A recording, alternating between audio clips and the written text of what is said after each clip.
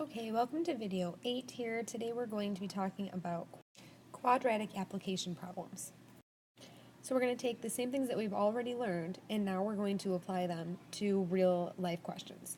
So a rocket carrying fireworks is launched from a hill 80 feet above a lake. The rocket will fall into the lake after exploding at its maximum height. The rocket's height above the surface of the lake is given by, and then we have this function. H of t equals negative 16t squared plus 64t plus 80, where t is time in seconds and h is the height in feet. So the first question is, what is the initial height of the rocket?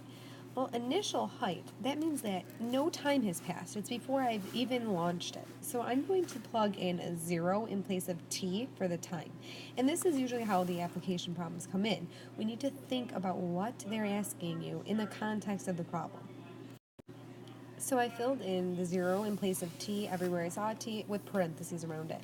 If I put this in my calculator exactly the way that it shows up here, or if we just think about this is going to be 0, anything times 0 is 0, so this will be 0 plus 0 plus 80. My answer is going to be 80. And that makes sense to me since in the problem they did say that it was 80 feet above a lake, so it makes sense that my height is 80 feet off the ground before I've even initialized my launch.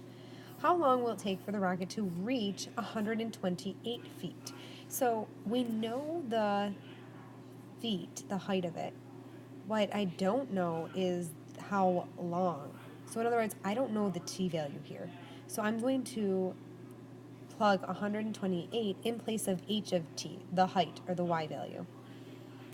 Now that I have the 128 equals negative 16t squared plus 64t, in order to solve quadratics, they've always equaled 0. So I'm going to first make this equal 0 by subtracting 128 from both sides.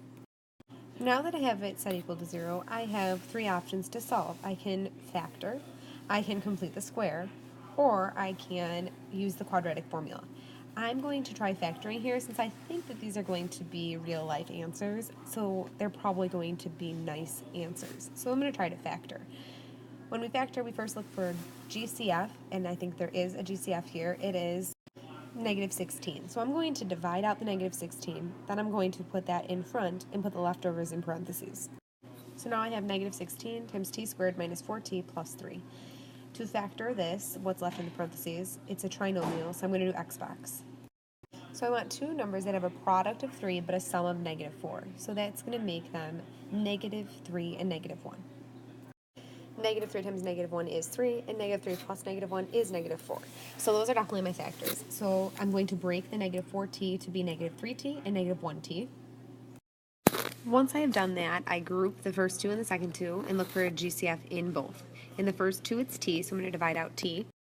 And in the second two, it's negative 1, since I need the t to be positive like it will be in the previous one. So I rewrite these as... And now when I look here, I can see that I have the t minus 3 common in both, so it's a GCF. It's going to come out front.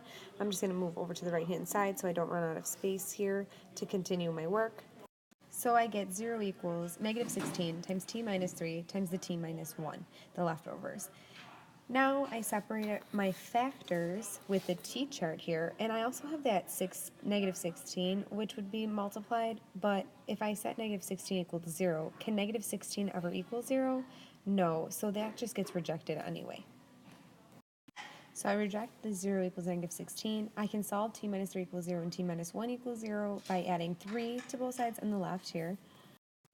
And I get my answer of t equals 3, and then the other one I'm going to add 1 to both sides. And when I do that, I get t equals 1. So I have two answers here. How long will it take? It will take 1 second to reach it the first time, and then it'll reach again at 3 seconds.